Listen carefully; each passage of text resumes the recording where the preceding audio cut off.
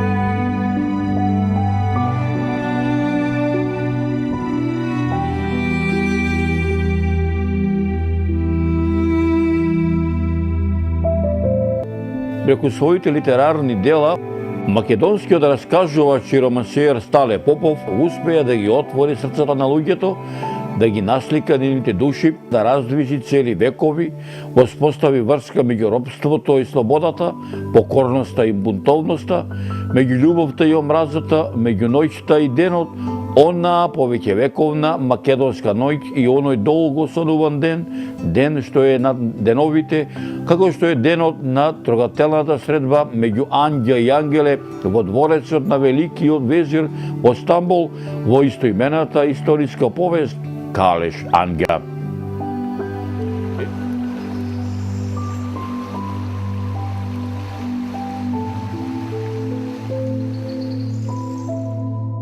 За да дознам нешто повеќе како изгледала таа трогателна средба меѓу близнаците Анѓа и Ангеле во тоа време, а сето тоа да го преточам во една нова приказна, се упатив кон Мариово.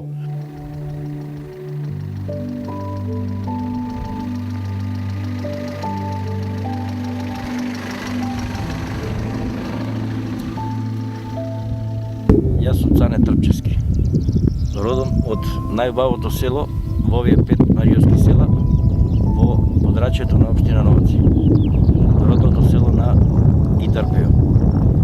Ваму долу на раскрсницата е селото Старавина, родното село на Калеш Анѓа.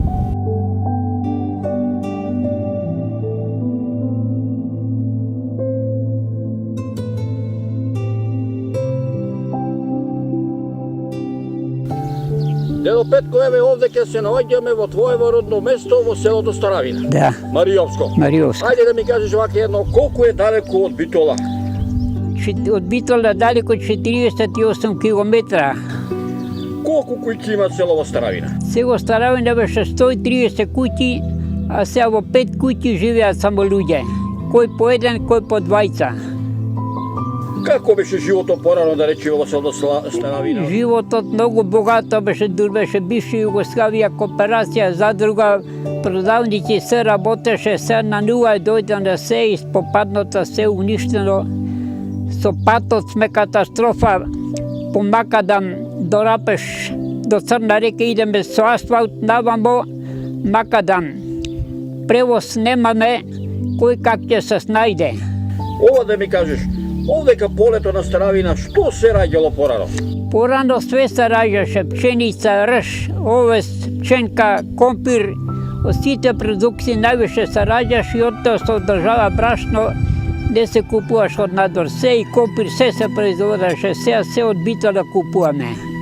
Со што одете на пазар, да речеме, во Дујне, со што одете на пазар во Битола? Побрг одеме со маски, со магариња, а сега немаме ни превоз, ни ништо, кој как ќе снајде со некој пријател ако те земе, или текса да порачаш 1200 до 1500 па да поиш Битола ако имаш мака. Ова са да ми кажеш, овдека во ова село, кој му е летна слава на село во Старавина? На Старавина е голема Богородица слава и Свети Никола. Имате ли во село црква? Имаме црква. Како му е името? Богородица. Богородица, слушај вака, нај да ми кажеш како беше животот на времето за Велиден, за Божик, за Бадник, за да речеме за Спасоден, за Илинден. И кои ќе дојдат за Великден, за Богородица, овде сред целата пълна народ, ќе биде ќе игра музики, свирки ќе свират, ама старите уште по старости тера, и се ќерка ми игра натане, сака дојде некој машко да се фати до ќерка ми, јас ќе подам со стапот, ќе го опна погреб, не сме до ќерка ми да се фаќа. Не го ја сите, општото така беше законот во старите. Кога имаше повеќе почитување кон старите, во твоето време или денеска? Во старото време бригаше народ, денес нема ништо народ. 5-6-7 души живеат, тука нема. Обаца да ми кажеш, рече дека имаш скоро 90 години без две. Без една. Како ти се викаше бабичката и од кај ти е земена? Бабата ми се викаше Милка од Бешишта, Прилепско. Припаѓа од селото Бешишта. Како ја зеде со свадба, Со свадба татко ми беше зафатен, 75 сватови појдоме со конја вјаник.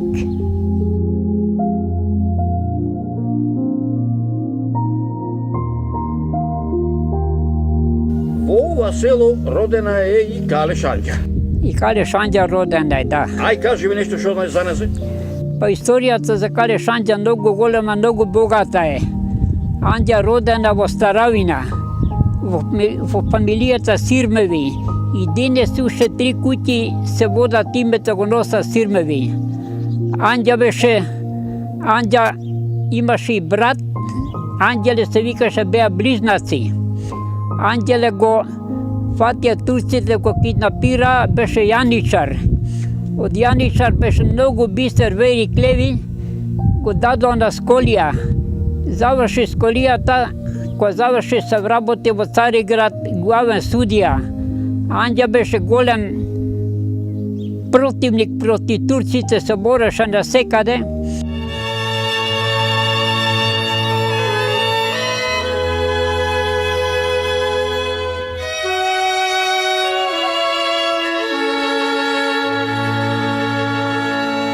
Пешта на ридот направи бункер, се затвори вода, се спроведе, многу време беше скриена, многу турци уништи. Оттаму научија турците, дојда, открија, фатија, качија, након ни врза раците, занеса во Цариград до судење.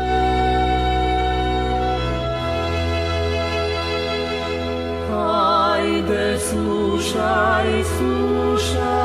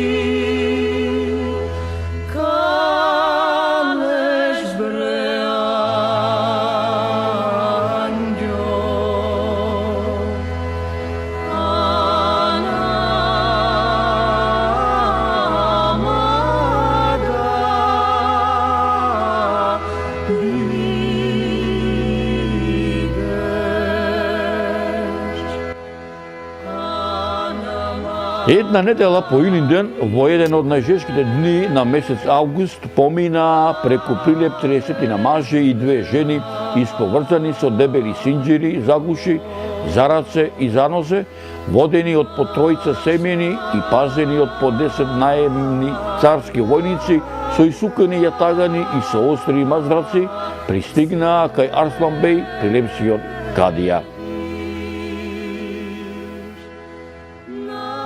Исто како и пред 25 години, секоја сабота, така и оваа надпазар вриеше народ. Но на собраните не беа дојдени да продаваат или да купуваат, туку чекаа да се изврши ферманот од прилепскиот кадија, погубувањето на двајцата бунтовници од Мариово, еден поп и еден мирјанин.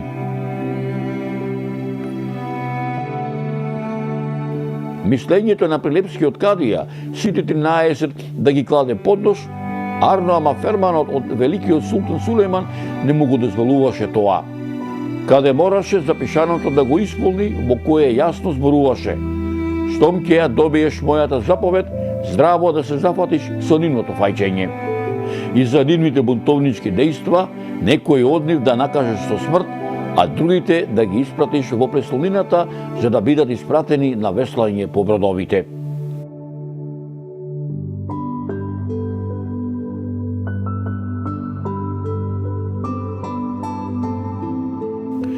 Преку Ксанти, Гумурджина, Суфли, Димотика, Узун, Кипри, Сарај, Луле, Бургас и Чатала, по 24-дневен напорен пат се најдоа на брегот на Босфорот. Тука Сеферин се пријави на пристанишната управа и им објасни каде оди и со колку луѓе. Побара да го пренесат на зидскиот брег на Цариград, за да му ги предаде бунтовниците лично на султанот. Го покаже писмото од кадијата и овие го пренесоа. Султанот Селим II се откажа од понатамосната војна во Европа и се врати во пролетта 1566 година дома. Се врати со својата свита, меѓу кои беше и неговиот велик везир, србинот Мехмед Паша Соколовиќ. Но Селим не беше од типот на татко му, што сакаше се да држи во своји раце, па дури и вакви ситни работи, како што беше Маријовската буна. Државните работи му ги натовари на великиот везир. По таа причина, се што требаше да излезе пред султанот, го решаваше великиот везир. Така дојде и писмото од Прилепскиот кадија до рацете на Соколовиќ. Каде се овие луѓе што се спомнуваат во писмото? Го праша Мехмед везирот што му го даде писмото. Во затворот, Кусо му одговори овој. Нареди да дојдат пред мене. Беше уште покусе наредбата. И навистина, по 2 дена мудурот од затворот испрати 11 души од царскиот Сарај. Везирот стана од својот стол и им се приближи. Од кое место сте вие? Пак праша и се приближи на Анѓа. Оваа ја наведна главата, а поп Димитрија му одговори и тој сега по-каолски. Од Прилеп, честити царе. Не сум јас царот, старче, не. Јас сум неговиот велик везир. Но знам, од Прилеп идете. Но од каде сте родом? Сигурно од Прилеп не сте. Не сме од Прилеп. Ние сме од Маријово, Прилепската каза. Аха, од Маријово. Бунтовниците од Маријово што не можеше Прилепскиот кадија 100 години да ве фати и смири. Тие сте вие, а? Се сети Мехмед за преписката што ја водеше Сулејман со Прилепскиот кадија за буната во Маријово, бидејќи беше запознат со сите султанови работи, па и со оваа. Не сме ние бунтовници, везир ефенди, не. Кадијата не кодоши што си бараме и браниме своите права од султановите прадедовци. За сите одговори попот Димитрија. Така се договорија, попот да зборува за сите, а тие да потврдуваат или да откажуваат кога ќе ги праша нешто султанот. Добро, рече везирот. Ќе ја расправиме таа работа, нели дојдовте овдека. Но, како се викаш ти, мори ѓаулко, и се обрана Мехмед на Анѓа и се наднесе над главата. Анѓа ефенди. Мехмед подклекна на левата нога. Тој го знаеше христијанското име на Арслана, ангеле. Го запамети неговото неколку патешно раскажување за неговите домашни. Знаеше дека е тој од Маријово. Знаеше дека има постар брат и сестра близначе со него. Сето ова, а особено ликот на Анѓа го замаја. И просто извика. Анѓа? Анѓа се викаш ти. Рече и ја фати за црните цулувци и ја исправи простом. Анѓа се здрави и му се зазори во очите. Мехмед почна да цуцка и бабака. Каква сличност, да не е таа, се праша во себе и пуста со дланките. На вратата се појави јаничар и тој на каурски го изрече веќе познатиот глас на покоен слуга. Арслан Паша нека дојде, нареди Мехмед и почна одново да ја разгледува Анѓа, да се чуди и да ја врти главата. габазот излезе и по минута време влезе кај силниот везир Арслан Паша на 30 до 35 години. По облеката, лицето, брадата и косата, по накитите на рацете, чостеците и турбанот на главата, се гледаше дека е тој висок службеник во палатата на султанот. Веднаш по влегувањето и тој проговори по каурски: "Изволите, везир ефенди." Везирот го викна кај него, му рече да го симне турбанот и со голема возвуда му рече да застане до Анџа. "Погледај го ова лице, Арслане." И му ја покажа Анџа. Арслан се загледа внимателно во Анџа, која ја држеше под наведнато главата, но очите го стрелаа. "Анџо, ти си Анџо или твојот дух?" И застана како закопан на местото, ќурејќи се во жената. Анџа се осмели да го погледне овој силен турчин и просто си го виде својот собствен сурат во неговиот и веднаш се вџаши. Па почна да мрда со устата, ширејќи ги рацете за прегледка и вртејќи се кон него. "Ангеле, брате, тука ли ти донесува?" Му падна пред нозе, не сакајќи да преграбне турчин, макар што го позна брата си Ангелета. Арслан клекна кај неја и ја исправи главата и почна да ѝ се џури во лицето. "Ти си, Ангеле, братчето мое. Од каде ти овде? Здрав си? Жив си? Или се лажам, се препознавам? Од каде си ти, ефенди, што толку личиш на мене и што ми го знаеш името? Да не си навистина моето братче Ангеле, што го пленија пред 25 години во Прилеп?" И веќе и се навидеа очите со солзи. "Јас сум, Ангеле, братчето твое од старавина, туку како ти овдека допадна? Дојде редот пак да се видиме," заврши Арслан и две негови солзи капна на Анџа по косата. Ја фати пак за рацете и ја исправи, та почнаа да се гледаат еден со друг и да се милуваат со очите, додека везирот што ја гледаше гледката не заповеда: "Доста, Арслан Паша, доста. Толку сакав да знам. Дојди, седни на столчево до мене, да видиме зошто се дотерани овие служни овде од Прилеп." Разговорот воден на каурски јазик и средбата на Анџа со Ангелета ги окуражија другите служни и сите му заблагодарија на Господа што ќе им помогне на овој начин. Дури и Оче наш го прочитаа во себе тие што го знаеа, добија сила и кураж за одбрана.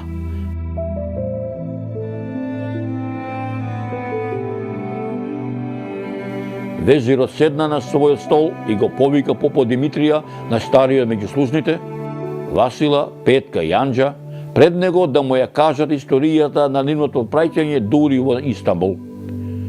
Се избистри работата дека таа област Мариово е личен султанов хас и дека прилепскиот кадија навистина им правил зулуми на тие луѓе.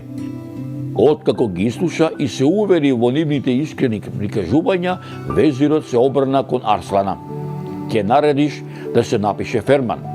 Мариово станува и понатаму султанов хас, што ќе дава 100.000 аспри годишно, кои пари лично и на султанот ќе му ги носи секоја година мариовскиот земски кмет, што ќе си го избира народот. А ти, заедно со овие твои мариовци, ќе отидеш до Прилеп, ќе му го прочиташ ферманот на новиот кадија, што ќе го назначиш, а стариот Арслана ќе ми го донесеш лично мене овде. А вие им се обрати на служните.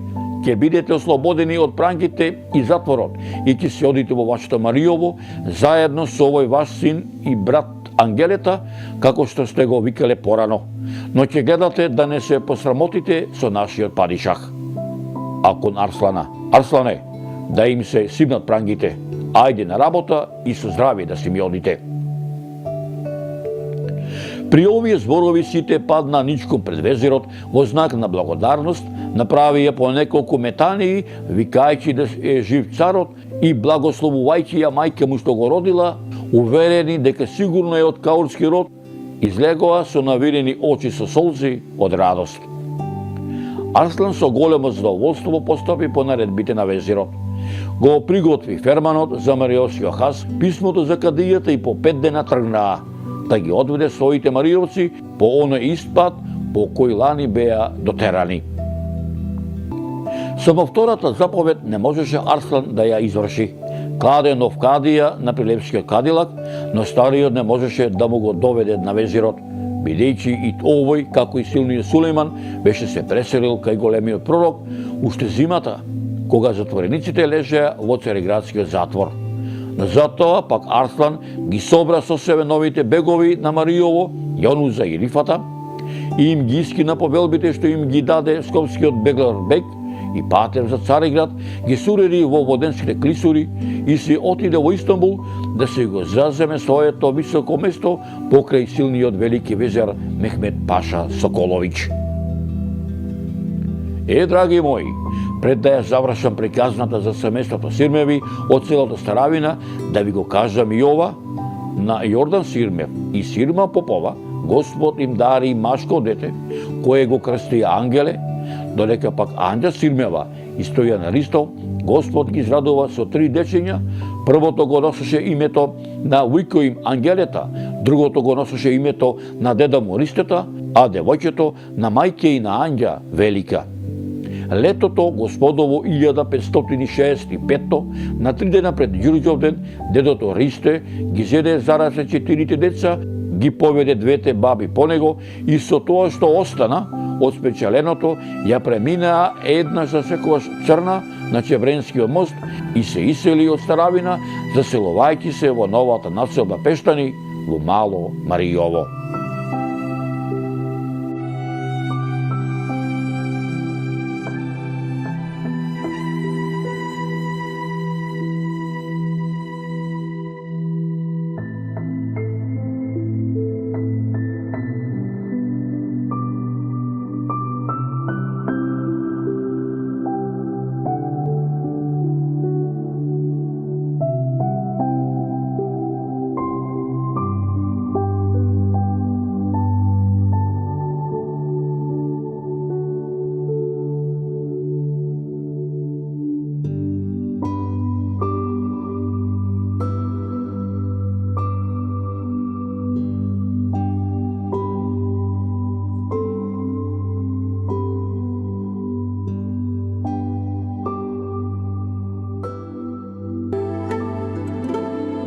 Генерален спонзор на документарниот серијал Патуваме низ Маријово е Витаминка Прилеп.